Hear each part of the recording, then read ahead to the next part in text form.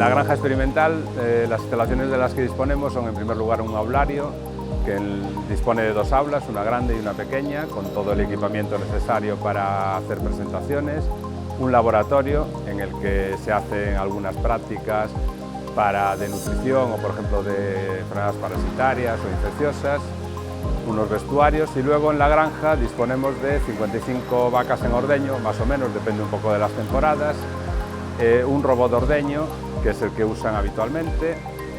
collares de actividad que están además recién puestos para detectar la rumia, el celo, la posición de los animales, etc. Yo creo que de granjas de vacas creo que es una de las mejores que puede tener en las facultades de veterinaria de España. Hacemos prácticas de diferente tipo con alumnos, grupos reducidos de 7 o 10 alumnos. Por ejemplo, en mi caso hacemos las prácticas de la clínica médica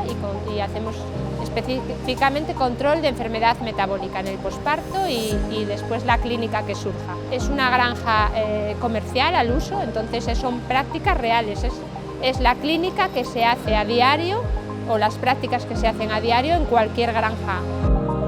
A facer prácticas na granxa vimos prácticamente xa dentro do primeiro curso. Sí que é certo que no primeiro aínda non facemos temas de clínicos nin moitas exploracións, pero sí que nos traen a ver as instalacións, ver como se manexan os animais, ver como se traballa e despois conforme avanzamos e vamos adquirindo máis coñecementos sí que xa digamos que facemos máis técnicas diagnósticas, máis procedementos sobre os animais.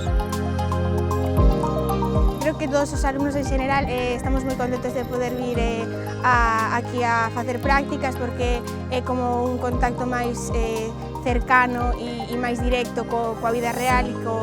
e co noso traballo no futuro é moi beneficioso para moitos alumnos que igual non temos